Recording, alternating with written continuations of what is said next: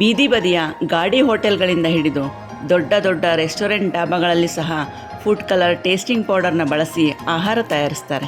ಇಂಥ ಆಹಾರ ಸೇವನೆಯಿಂದ ನಾನಾ ರೀತಿಯ ಆರೋಗ್ಯ ಸಮಸ್ಯೆಗಳನ್ನು ಬರಮಾಡ್ಕೊಂಡಾಗುತ್ತೆ. ಆದರೆ ಇದನ್ನೆಲ್ಲ ಮಕ್ಕಳು ಅರ್ಥ ಮಾಡ್ಕೊಳ್ಳಲ್ಲ. ಆ ಮಂಚೂರಿ, ಈ ಮಂಚೂರಿ, ಆ ಗ್ರೇವಿ, ಈ ಕರಿ ಅಂತ ಉದ್ದನೆ ಪಟ್ಟಿ ಕೊಡ್ತಾರೆ. ದುಡ್ಡು ಕೊಟ್ಟು ಅನಾರೋಗ್ಯನ ಇನ್ವೈಟ್ ಮಾಡೋಕೆ ಅಂತಾನೆ ಹೊರಗಡೆ ಊಟ ತಿಂಡಿ ಮಾಡಿದಾಗುತ್ತೆ. ಹೊರಗಿನ ಊಟ ತಿಂಡಿ ಅಭ್ಯಾಸನ ಮಕ್ಕಳಿಗೆ ಕಡಿಮೆ ಮಾಡೋಕೆ ಅಂತಾನೆ ನಾನಿವತ್ತು ನಿಮ್ಮೊಂದಿಗೆ ರೆಸ್ಟೋರೆಂಟ್ ಶೈಲಿಯ ಪನ್ನೀರ್ ಮಸಾಲ, ಪನ್ನೀರ್ ಮಂಚೂರಿ ಮತ್ತು ಪನ್ನೀರ್ ವೆಜ್ ಕರ್ರಿನ ಟೇಸ್ಟಿಂಗ್ ಪೌಡರ್ ಮತ್ತು ಯಾವುದೇ ರೀತಿಯ ಆರ್ಟಿಫಿಷಿಯಲ್ ಬಣ್ಣಗಳಿಲ್ಲದೆ ಹೇಗೆ ಸುಲಭವಾಗಿ ಮಾಡ್ಬೋದು ಅನ್ನೋದನ್ನು ನಿಮಗಿವತ್ತು ತೋರಿಸ್ಕೊಡ್ತೀನಿ.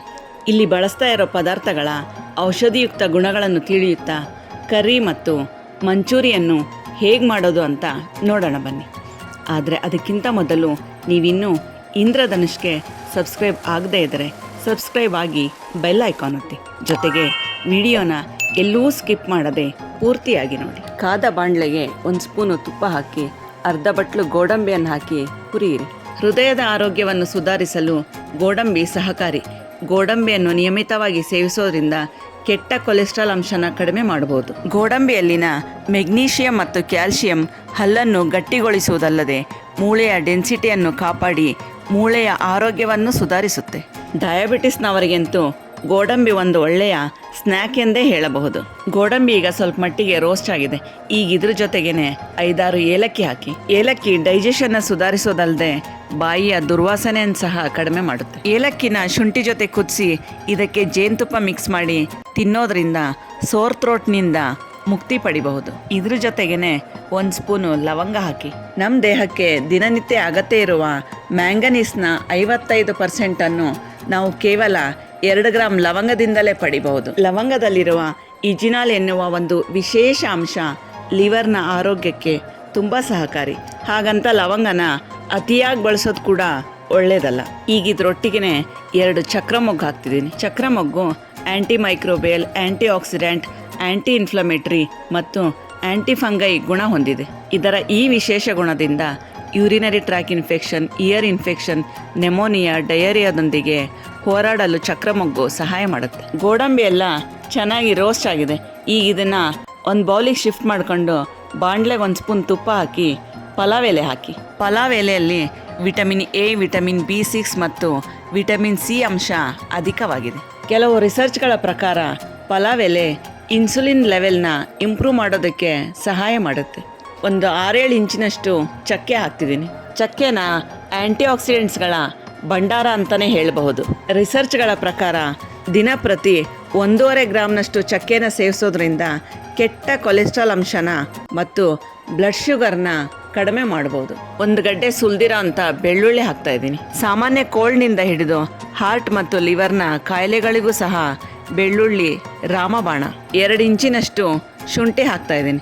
ಗ್ಯಾಸ್ಟ್ರಿಕ್ ಸಮಸ್ಯೆ, ವಾಮಿಟಿಂಗ್ ಸೆನ್ಸೇಷನ್ಗೆ ಶುಂಠಿ ಉತ್ತಮ ಔಷಧ. ಆದರೆ ಲೋ BP ಇದ್ದವರು ಶುಂಠಿನ ಅಧಿಕವಾಗಿ ಬಳಸೋದು ಅಷ್ಟು ಒಳ್ಳೆಯದಲ್ಲ.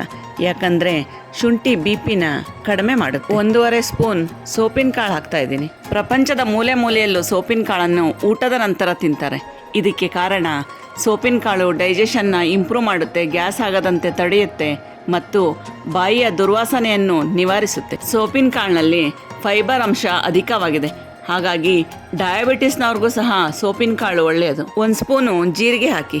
ಜೀರಿಗೆಯಲ್ಲಿ ಆ್ಯಂಟಿ ಆಕ್ಸಿಡೆಂಟ್ಸ್ ಜಾಸ್ತಿ ಇದೆ. ಜೀರಿಗೆ ನೀರನ್ನು ನಿಯಮಿತವಾಗಿ ಕುಡಿಯೋದ್ರಿಂದ ಶುಗರ್ ಲೆವೆಲ್ ಕಡಿಮೆ ಆಗುತ್ತೆ. ಹಾಗಾಗಿ ಡಯಾಬಿಟಿಸ್ಗೆ ಔಷಧಿ ತಗೊಳ್ತಾ ಇರೋರು ಜೀರಿಗೆ ನೀರನ್ನು ಕುಡಿಯೋದಿದ್ರೇ ಒಳ್ಳೆಯದು.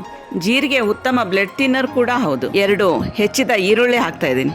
ಈರುಳ್ಳಿ ಬಗ್ಗೆ ಹೆಚ್ಚು ತಿಳಿತಾ ಹೋದರೆ ನಾವು ದಿನ ಉಪಯೋಗಿಸುವ ಈರುಳ್ಳಿಯಲ್ಲಿ ಇಷ್ಟೆಲ್ಲ ಇದೆನಾ ಅಂತ ನಿಜಕ್ಕೂ ನಮಗೆ ಆಶ್ಚರ್ಯ ಅನಿಸುತ್ತೆ. ಈರುಳ್ಳಿ ಹೃದಯದ ಆರೋಗ್ಯವನ್ನು ಕಾಪಾಡುತ್ತೆ, ಇಮ್ಯುನಿಟಿನ ಇಂಪ್ರೂವ್ ಮಾಡುತ್ತೆ, ಕೊಲೆಸ್ಟ್ರಾಲ್ನ ಕಡಿಮೆ ಮಾಡುತ್ತೆ, ಮೂಳೆಯ ಸಾಂದ್ರತೆಯನ್ನು ಹೆಚ್ಚಿಸುತ್ತೆ, ಚರ್ಮಕ್ಕೆ ಹೊಳಪು ನೀಡುತ್ತೆ, ಕಣ್ಣನ್ನು ಕಾಪಾಡುತ್ತೆ, ರಕ್ತದೊತ್ತಡ ಕಡಿಮೆ ಮಾಡುತ್ತೆ.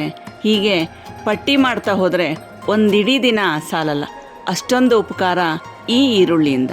2 ಹೆಚ್ಚಿದ ಟೊಮೊಟೊನ ಹಾಕ್ತಾ ಇದ್ದೀನಿ. ಸಿಹಿಯನ್ನು ಹೊರತುಪಡಿಸಿ ಸಾಮಾನ್ಯವಾಗಿ ಎಲ್ಲ ಥರದ ಅಡುಗೆಯಲ್ಲೂ ದಿನನಿತ್ಯ ಬಳಕೆಯಾಗುವ ತರಕಾರಿ ಟೊಮೆಟೊ. ಹಣ್ಣಿನ ಜಾತಿಗೆ ಸೇರಿದ್ರೂ ಸಾಮಾನ್ಯವಾಗಿ ತರಕಾರಿಯಂತೆ ಬಳಕೆಯಾಗುವ ಟೊಮೆಟೊ ಆ್ಯಂಟಿ ಕ್ಯಾನ್ಸರ್ ಗುಣ ಹೊಂದಿದೆ. ಹೃದಯದ ಆರೋಗ್ಯವನ್ನು ಸಹ ಟೊಮೆಟೊ ಕಾಪಾಡುತ್ತೆ. ಟೊಮೆಟೊನ ದಿನ ಸೇವಿಸೋದ್ರಿಂದ ಹೈ BPಯನ್ನು ಸಹ ಕಡಿಮೆ ಮಾಡಬಹುದು, ಮಲಬದ್ಧತೆಯನ್ನು ನಿವಾರಿಸಬಹುದು. ಟೊಮೆಟೊದಲ್ಲಿರುವ ಲೈಕೋಪಿನ್ ಎನ್ನುವ ಅಂಶ ಟೈಪ್ 2 ಡಯಾಬಿಟಿಸ್ನ ತಡೆಯುವ ಶಕ್ತಿ ಹೊಂದಿದೆ. ಟೊಮೆಟೊ ಫ್ರೈ ಆಗಿ ಸ್ವಲ್ಪ ಮೆತ್ತಗಾದಾಗ ಅರ್ಧ ಕಟ್ಟು ಕೊತ್ತಂಬರಿ ಹಾಕ್ತಾ ಇದ್ದೀನಿ. ಕೊತ್ತಂಬರಿ ಡೈಜೆಷನ್ ಇಂಪ್ರೂವ್ ಮಾಡುತ್ತೆ, ಚರ್ಮದ ಆರೋಗ್ಯ, ಹೃದಯದ ಆರೋಗ್ಯ ಕಾಪಾಡುತ್ತೆ. ಕೊತ್ತಂಬರಿಯಲ್ಲಿ ಹೆಚ್ಚಿನ ಪ್ರಮಾಣದ ಆಂಟಿ ಆಕ್ಸಿಡೆಂಟ್ಸ್ ಇದೆ. ಕೊತ್ತಂಬರಿ ನೀರನ್ನು ನಿಯಮಿತವಾಗಿ ಕುಡಿಯೋದ್ರಿಂದ ರಕ್ತದಲ್ಲಿನ ಸಕ್ಕರೆ ಪ್ರಮಾಣನ ನಿಯಂತ್ರಿಸಬಹುದು. 1 ಹಿಡಿಯಷ್ಟು ಪುದೀನ ಹಾಕ್ತಾ ಇದ್ದೀನಿ. ಪುದೀನದಲ್ಲಿ ವಿಟಮಿನ್ ಎ ಅಂಶ ಹೆಚ್ಚಿಗೆ ಇರೋದ್ರಿಂದ ಕಣ್ಣಿನ ಆರೋಗ್ಯಕ್ಕೆ ಪುದೀನ ತುಂಬ ಒಳ್ಳೆಯದು.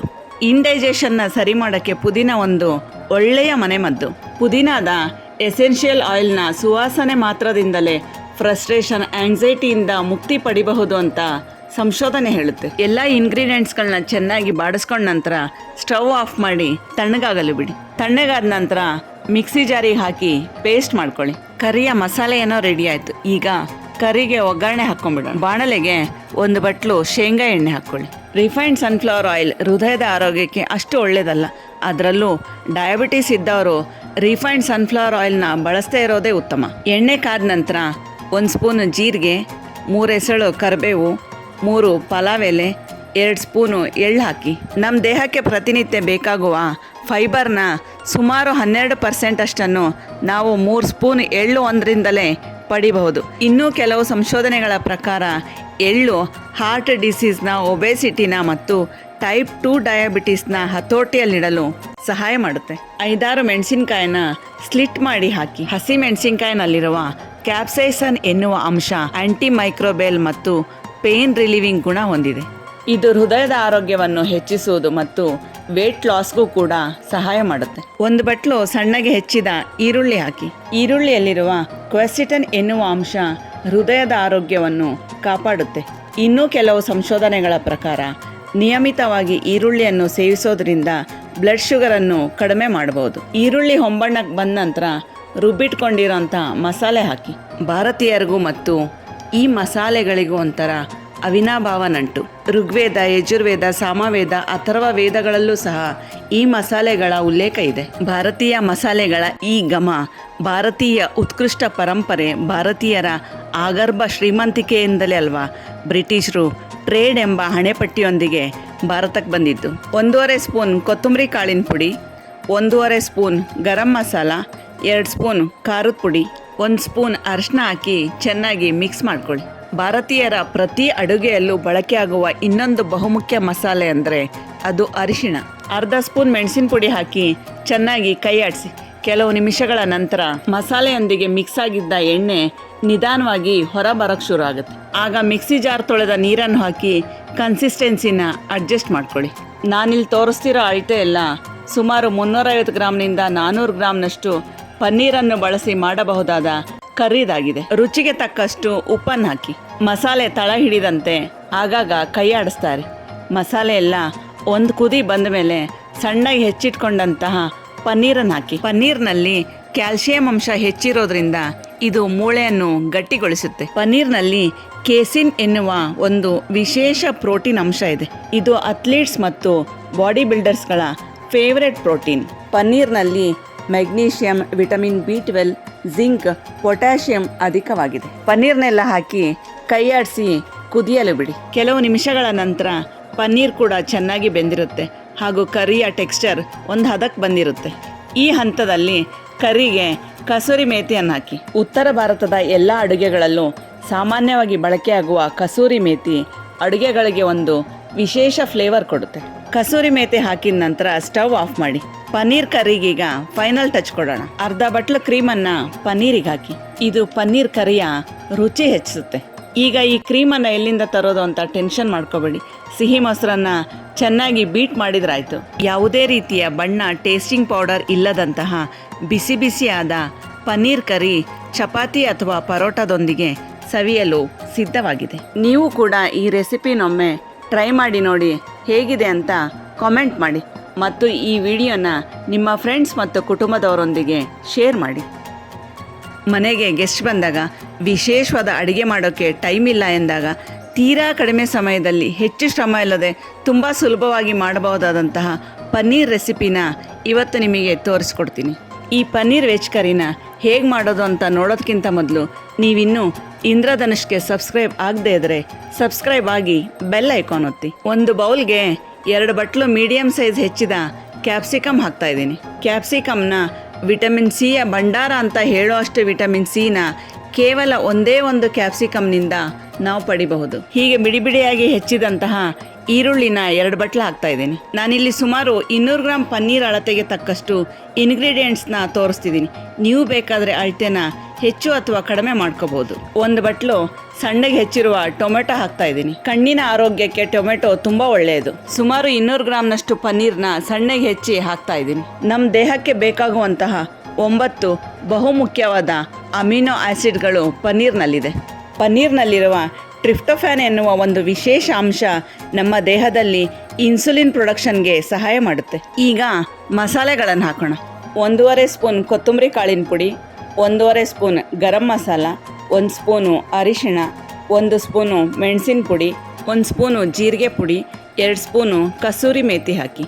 ನೀವು ಬೇಕಾದರೆ ಕಸೂರಿ ಮೇಥಿನ ಸ್ಕಿಪ್ ಮಾಡ್ಬೋದು. 2 ಸ್ಪೂನು ಅಚ್ಕಾರದ ಪುಡಿ ಮತ್ತು ರುಚಿಗೆ ತಕ್ಕಷ್ಟು ಉಪ್ಪು ಹಾಕಿ. ಮಸಾಲೆಗಳೆಲ್ಲ ತರಕಾರಿಯೊಂದಿಗೆ ಬೆರೆಯೋ ಹಾಗೆ ಸ್ಪೂನಿಂದ ಚೆನ್ನಾಗಿ ಮಿಕ್ಸ್ ಮಾಡಿ. ನೀವು ಈ ರೀತಿ ಒಮ್ಮೆ ಪಲ್ಯ ಮಾಡಿ ನೋಡಿ. ತರಕಾರಿ ಅಂದರೆ ಮೂಗ್ಮುರಿಯೋ ಮಕ್ಕಳು ಸಹ ಬಾಯಿ ಚಪ್ಪರಿಸಿ ತರಕಾರಿ ತಿಂತಾರೆ. ಮಸಾಲೆಗಳೆಲ್ಲ ತರಕಾರಿಯೊಂದಿಗೆ ಚೆನ್ನಾಗಿ ಬೆರೆತ ನಂತರ 1 ಬಟ್ಲು ಮೊಸರು ಹಾಕಿ ಕಲಸಿ. ಮೊಸರಿನಿಂದ ನಾವು ನ್ಯಾಚುರಲ್ ಪ್ರೋಬಯೋಟಿಕ್ಸ್ನ ಪಡೆಯಬಹುದು. ಕೊಲೆಸ್ಟ್ರಾಲ್ ಹೆಚ್ಚಾಗದಂತೆ ತಡೆಯುವ ಶಕ್ತಿ ಕೂಡ ಮೊಸರಿಗಿದೆ. ಕ್ಯಾಲ್ಸಿಯಂ ಮತ್ತು ಫಾಸ್ಫರಸ್ ಅಂಶ ಮೊಸರಿನಲ್ಲಿ ಚೆನ್ನಾಗಿರೋದ್ರಿಂದ ಇದು ಮೂಳೆ ಮತ್ತು ಹಲ್ಲಿನ ಆರೋಗ್ಯ ಕಾಪಾಡಲು ಸಹಾಯ ಮಾಡುತ್ತೆ. ಚೆನ್ನಾಗಿ ಮಿಕ್ಸ್ ಮಾಡಿದ ನಂತರ ಒಂದು ತಟ್ಟೆ ಮುಚ್ಚಿ 10 ನಿಮಿಷ ನೆನೆಯಲು ಬಿಡಿ. ಅದು ನೆನೆಯೋಷ್ಟರಲ್ಲಿ ಪನ್ನೀರ್ ವೆಜ್ ಕರಿಗೆ ಬೇಕಾದ ಒಗ್ಗರಣೆ ಮಾಡ್ಕೊಳ್ಳೋಣ. ಬಾಣಲೆಗೆ 1/2 ಬಟ್ಲು ಶೇಂಗಾ ಎಣ್ಣೆ ಹಾಕಿ. ಎಣ್ಣೆ ಚೆನ್ನಾಗಿ ಕಾದ ನಂತರ 1 ಸ್ಪೂನ್ ಜೀರಿಗೆ, 2 ಎಸಳು ಕರಿಬೇವು ಹಾಕಿ. ನಂತರ ಮೊಸರಿನಲ್ಲಿ ಮ್ಯಾರಿನೇಟ್ ಮಾಡಿದಂತಹ ತರಕಾರಿ ಮತ್ತು ಪನ್ನೀರನ್ನು ಹಾಕಿ. ಸಾಮಾನ್ಯವಾಗಿ ನಾವು ಒಗ್ಗರಣೆ ಮಾಡಿ ತರಕಾರಿ ಹಾಕಿ ಮಸಾಲೆಗಳನ್ನು ಹಾಕಿ ನಂತರ ಕುದಿಯಲಿಡ್ತೀವಿ. ಆದರೆ ಇಲ್ಲಿ ಮೊದಲೇ ಮಸಾಲೆ ತರಕಾರಿಗಳನ್ನು ಕಲಸಿ ಆಮೇಲೆ ಮೊಸರಿನೊಂದಿಗೆ ನೆನೆಯಲಿಟ್ಟಿದ್ದೀವಿ. ಹೀಗೆ ಮಾಡೋದ್ರಿಂದ ಇದು ಒಂಥರ ವಿಶೇಷ ಸ್ವಾದ ಕೊಡುತ್ತೆ. ಬಾಣಲೆಗೆ ಹಾಕಿ 6-7 ನಿಮಿಷ ಕುದಿಯಲಿಡಿ. ಈ ಪನ್ನೀರ್ ವೆಜ್ ಕರಿಯಲ್ಲಿ ತರಕಾರಿ ಪೂರ್ತಿಯಾಗಿ ಬೆಂದರೆ ಅಷ್ಟು ರುಚಿ ಅನಿಸಲ್ಲ. ಕ್ಯಾಪ್ಸಿಕಮ್ಮು, ಈರುಳ್ಳಿ, ಟೊಮೆಟೊ ಎಲ್ಲ ಇನ್ನೂ ಕರುಮ್ ಅನ್ನುವಾಗಲೇ ಸ್ಟವ್ ಆಫ್ ಮಾಡಿ ಸಣ್ಣಗೆ ಹೆಚ್ಚಿದ ಪುದೀನ ಮತ್ತು ಕೊತ್ತಂಬರಿ ಹಾಕಿ ಕೈ ಆಡಿಸಿ.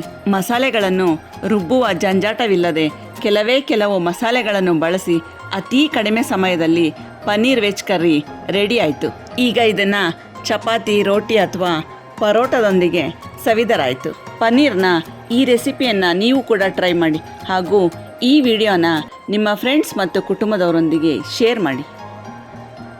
ಈಗ ಪನ್ನೀರ್ ಮಂಚೂರಿಯನ್ನು ಯಾವುದೇ ರೀತಿಯ ಬಣ್ಣ ಅಥವಾ ಟೇಸ್ಟಿಂಗ್ ಪೌಡರ್ ಇಲ್ಲದೆ ಮನೆಯಲ್ಲಿಯೇ ಹೇಗೆ ಮಾಡೋದು ಅಂತ ನೋಡೋಣ ಬನ್ನಿ.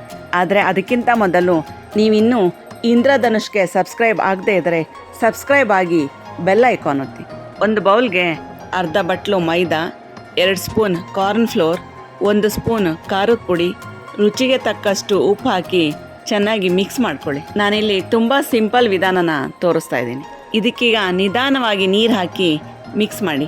ಈ ಮಿಕ್ಸ್ನ ಕನ್ಸಿಸ್ಟೆನ್ಸಿ ದೋಸೆ ಹಿಟ್ಟಿನ ಹದಕ್ಕೆ ಇದ್ರಾಯ್ತು. ಕ್ಯೂಬ್ ಆಕಾರಕ್ಕೆ ಕತ್ತರಿಸಿದ ಪನ್ನೀರ್ನ ಈ ಮಿಕ್ಸ್ನಲ್ಲಿ ಅದ್ದಿ. ಕಾದ ಎಣ್ಣೆಗೆ ಮಿಕ್ಸ್ನಲ್ಲಿ ಡಿಪ್ ಮಾಡಿದಂತಹ ಈ ಪನ್ನೀರನ್ನು ಹಾಕಿ ಕರೀರಿ. ಟೇಸ್ಟಿಂಗ್ ಪೌಡರ್ ಇಲ್ಲದ ಕಾರಣ ಮಕ್ಕಳಿಗೆ ಮೊದಲಿಗೆ ಈ ಮಂಚೂರಿ ಅಷ್ಟು ರುಚಿಸಲ್ಲ. ಟೇಸ್ಟಿಂಗ್ ಪೌಡರ್ನಿಂದ ಮಕ್ಕಳಿಗೆ ಅಡುಗೆಗಳ ಸಹಜ ಸ್ವಾದಗಳೇ ಗೊತ್ತಿರಲ್ಲ. ಫ್ರೈ ಮಾಡಿದ ಮಂಚೂರಿನ 1 ಪ್ಲೇಟ್ಗೆ ತೆಗೀರಿ. ಮಂಚೂರಿಗೆ ಗ್ರೇವಿ ಮಾಡ್ಕೊಳ್ಳೋದಕ್ಕೆ 1 ಬಾಣಲೆಗೆ ಎಣ್ಣೆ ಹಾಕಿ ಸಣ್ಣಗೆ ಹೆಚ್ಚಿದ ಶುಂಠಿ ಬೆಳ್ಳುಳ್ಳಿ ಹಾಕಿ. ಶುಂಠಿ ಬೆಳ್ಳುಳ್ಳಿ ಫ್ರೈ ಆದ ನಂತರ ಸ್ಲಿಟ್ ಮಾಡಿದ 3-4 ಹಸಿಮೆಣಸಿನ್ಕಾಯಿ ಹಾಕಿ. ಮೆಣಸಿನ್ಕಾಯಿ ಸ್ವಲ್ಪ ಬಾಡಿದ ನಂತರ 1 ಬಟ್ಲು ಸಣ್ಣಗೆ ಹೆಚ್ಚಿದ ಈರುಳ್ಳಿ ಹಾಕಿ. ಈರುಳ್ಳಿಯಲ್ಲಿ ಯಥೇಚ್ಛವಾಗಿ ವಿಟಮಿನ್ಸು, ಮಿನರಲ್ಸು, ಫೈಬರ್ಸು, ಆ್ಯಂಟಿಆಕ್ಸಿಡೆಂಟ್ಸು ಇರೋದ್ರಿಂದ ಬೆಳೆಯುವ ಮಕ್ಕಳಿಗೂ ಕೂಡ ಈರುಳ್ಳಿ ತುಂಬ ಒಳ್ಳೆಯದು. ಈರುಳ್ಳಿ ಗೋಲ್ಡನ್ ಬ್ರೌನ್ ಬಣ್ಣಕ್ಕೆ ಬಂದ ನಂತರ ರುಚಿಗೆ ತಕ್ಕಷ್ಟು ಉಪ್ಪು ಹಾಕಿ 1 ಸ್ಪೂನು ಅಚ್ಕಾರದ ಪುಡಿ ಹಾಕಿ. ಅಚ್ಕಾರದ ಪುಡಿಯ ಕಟು ವಾಸನೆ ಕಡಿಮೆ ಆದಮೇಲೆ 3 ಸ್ಪೂನು ಹೋಮ್ಮೇಡ್ ಟೊಮೆಟೊ ಸಾಸ್ ಹಾಕಿ ಅಥವಾ ಟೊಮೆಟೊ ಪ್ಯೂರಿ ಹಾಕಿ ಕೈಯಾಡಿಸಿ ಸಣ್ಣ ಉರಿ ಮಾಡಿ. ಒಂದು ಬಟ್ಲಿಗೆ 2 ಸ್ಪೂನು ಕಾರ್ನ್ಫ್ಲೋರ್ ಹಾಕಿ ಸ್ವಲ್ಪನೇ ನೀರು ಹಾಕಿ ಕಲಸಿ ಸ್ಲರಿ ಮಾಡ್ಕೊಳ್ಳಿ. ಕಾರ್ನ್ಫ್ಲೋರ್ನ ಈ ಸ್ಲರಿನ ಮಂಚೂರಿಗೆ ಹಾಕೋದ್ರಿಂದ ಮಂಚೂರಿಗೆ ಒಂದು ಸ್ಮೂತ್ ಮತ್ತು ಗ್ಲಾಸಿ ಟೆಕ್ಸ್ಚರ್ ಸಿಗುತ್ತೆ. ಸ್ಲರಿನ ಮಸಾಲೆಗೆ ಹಾಕಿ ಕೈಯಾಡಿಸಿ. 2-3 ನಿಮಿಷದ ನಂತರ ಈ ಸ್ಲರಿಯ ಕಾರಣದಿಂದ ಮಸಾಲೆ ಒಂಥರ ಜೆಲ್ಲಿ ಟೆಕ್ಸ್ಚರಿಗೆ ಬರುತ್ತೆ. ಆಗ ಕರಿದ ಮಂಚೂರಿಗಳನ್ನ ಬಾಣಲೆಗೆ ಹಾಕಿ ಸಣ್ಣ ಉರಿಯಲ್ಲಿ ಮಿಕ್ಸ್ ಮಾಡಿ. ಚೆನ್ನಾಗಿ ಮಿಕ್ಸ್ ಮಾಡಿದ ನಂತರ ಸಣ್ಣಗೆ ಹೆಚ್ಚಿದ ಕೊತ್ತಂಬರಿ ಹಾಕಿ. ಯಾವುದೇ ರೀತಿಯ ಕೆಮಿಕಲ್ಸು, ಬಣ್ಣ, ಟೇಸ್ಟಿಂಗ್ ಪೌಡರ್ ಇಲ್ಲದಂತಹ ಬಿಸಿ ಬಿಸಿಯಾದ ಪನ್ನೀರ್ ಮಂಚೂರಿ ರೆಡಿಯಾಗಿದೆ. ನೀವು ಕೂಡ ಪನ್ನೀರ್ನ ವಿಧದ ಈ ಸಿಂಪಲ್ ರೆಸಿಪಿಗಳನ್ನೊಮ್ಮೆ ಟ್ರೈ ಮಾಡಿ ನೋಡಿ ಮತ್ತು ಈ ವಿಡಿಯೋನ ನಿಮ್ಮ ಫ್ರೆಂಡ್ಸ್ ಮತ್ತು ಕುಟುಂಬದವರೊಂದಿಗೆ ಶೇರ್ ಮಾಡಿ.